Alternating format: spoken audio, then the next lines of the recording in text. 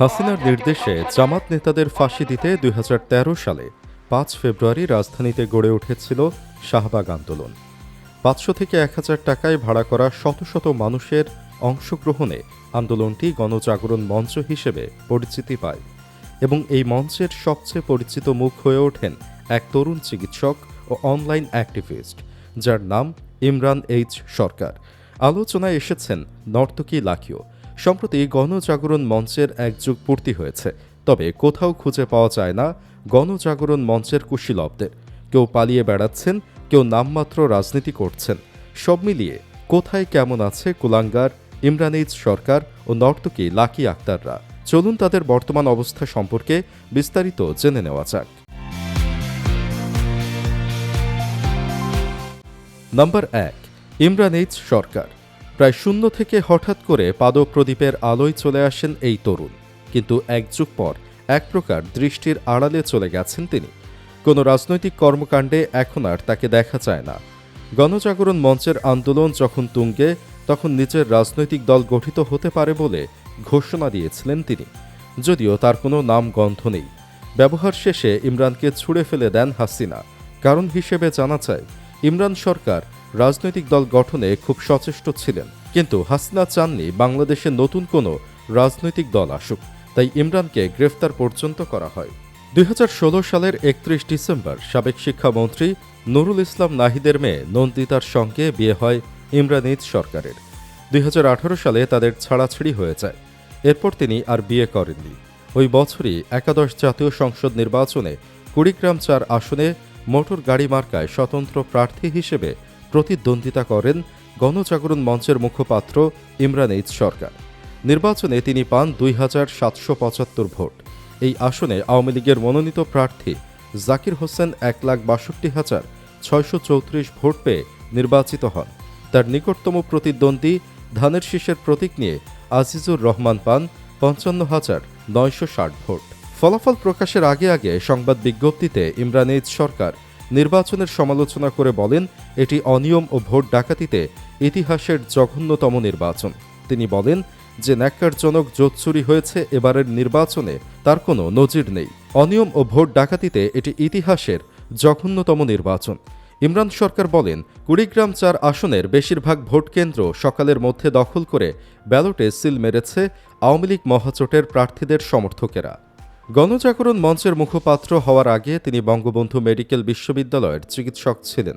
পরে তিনি চাকরি ছেড়ে দেন।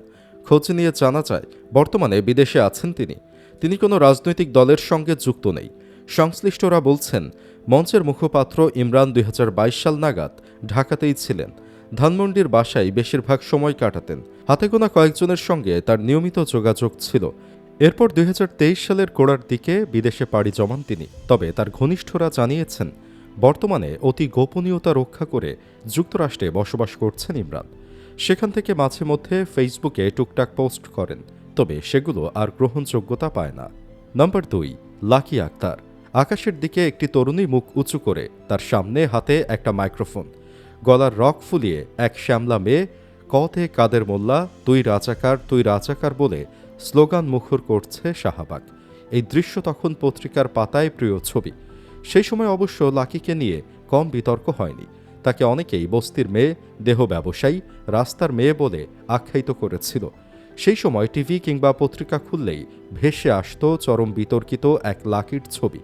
অথচ আজ তিনি কোথাও নেই। টিভিতে কিংবা পত্রপত্রিকা কোথাও তার খোঁজ মেলে না। তার এই কর্মকাণ্ড গুটি কতেক লোক ছাড়া কারো কাছে গ্রহণযোগ্যতা পায়নি। জামাত কিংবা বিএনপির সমর্থকরা এখনও এই লাকির নাম শুনলে থুতু ফেলে। লাকি আক্তার নামের এই নারীকেও এখনকার প্রজন্ম চেনে না, কারণ বামধারার রাজনীতির এই কর্মী নেতার রাজনৈতিক তৎপরতাও বেশ কিছুদিন ধরে তেমন একটা চোখে পড়ছে না। ছাত্র ইউনিয়নের সাবেক সভাপতি লাকির জন্ম ফেনীর সোনাগাজী থানায়।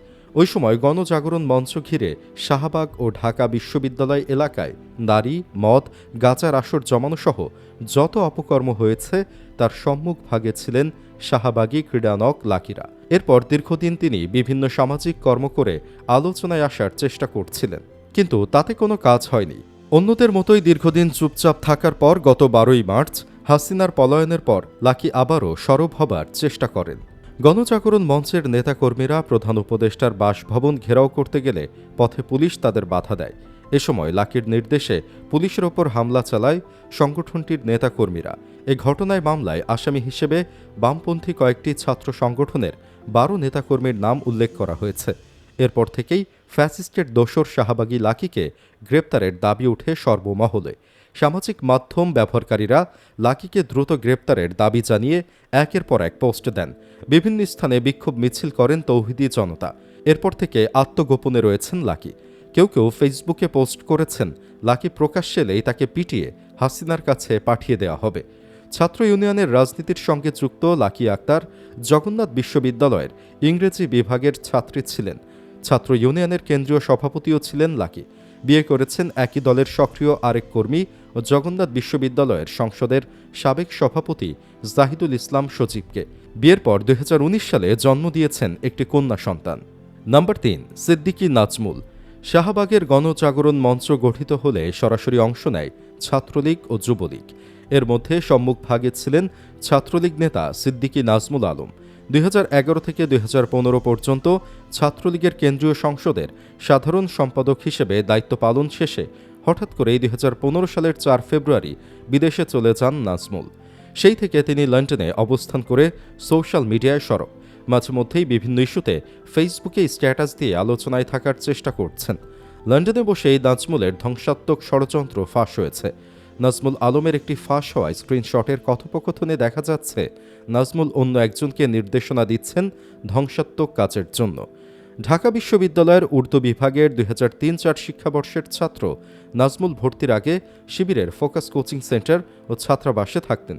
2009 সালে আওয়ামী লীগ সরকার ক্ষমতাসীন হওয়ার পরপরই তিনি সোহরাওয়ার্দী উদ্যানে মাদক কারবার, চাঁদাবাজি, ছিনতাই সহ বিভিন্ন অনৈতিক কাজে জড়িয়ে পড়েন। তার বিরুদ্ধে বড় অভিযোগ, ঢাকা বিশ্ববিদ্যালয়ে মোটরসাইকেল চুরির সঙ্গে যে সিন্ডিকেট জড়িত ছিল তাদের পৃষ্ঠপোষক ছিলেন তিনি। গণজাগরণ মঞ্চ ব্যবহার করে নাজমুল হয়েছেন বিপুল সম্পদের মালিক। বর্তমানে লন্ডনে তিনি ব্যবসায়িক ভিসায় অবস্থান করে সেখানে ব্যবসা বাণিজ্য করছেন। একটি নির্ভরযোগ্য সূত্রের তথ্য মতে বর্তমানে সিদ্দিকী নাজমুল বিনিয়োগকারী ভিসায় যুক্তরাজ্যে অবস্থান করছেন। ব্রিটিশ সরকারের আইন অনুযায়ী এই ভিসা পেতে ন্যূনতম 2 লাখ পাউন্ড অর্থাৎ বাংলাদেশি টাকায় 2 কোটির বেশি বিনিয়োগ করতে হয়। ব্রিটেনে নাজমুলের বিলাসবহুল জীবন ও আর্থিক উৎসের নানা কাহিনী নিয়ে খোদ যুক্তরাজ্য আওয়ামী লীগ নেতাকর্মীদের মধ্যেই কানাঘুষা রয়েছে। লন্ডনে তার বিভিন্ন ব্যবসা বাণিজ্যের খোঁজ নিতে গিয়ে জানা যায় flex fog limited, elite city limited, Naz eco BD properties limited, SNB autos limited, SNR UK BD limited ও কার মিউজিয়াম লিমিটেড নামে 6টি ব্যবসা প্রতিষ্ঠানের সঙ্গে তিনি যুক্ত ছিলেন। এর মধ্যে ইস্ট লন্ডনের ক্যানন স্ট্রিট রোডে নাজ ইউকে বিডি প্রপার্টিজ নামের আবাসন ব্যবসার একক পরিচালক তিনি, যার মূলধন দেখানো হয়েছে 8.5 লাখ পাউন্ড, বাংলাদেশি টাকায় যা 10 কোটি টাকার সমান। সুপ্রিয় দর্শক, গণজাগরণ মঞ্চের এসব কুলাঙ্গারদের করুণ অবস্থায় আপনি খুশি কিনা কমেন্ট বক্সে জানিয়ে দিন আপনার রায়। গণজাগরণ মঞ্চের অন্যান্য নেতাদের করুণ অবস্থা সম্পর্কে আরেকটি ভিডিও দেখতে চান কিনা সেটিও জানাতে পারেন কমেন্ট করে। ভিডিও ভালো লাগলে লাইক দিন। এই চ্যানেলে আজই প্রথম হলে অন্য ভিডিওগুলো দেখুন। ভালো লাগলে সাবস্ক্রাইব করুন।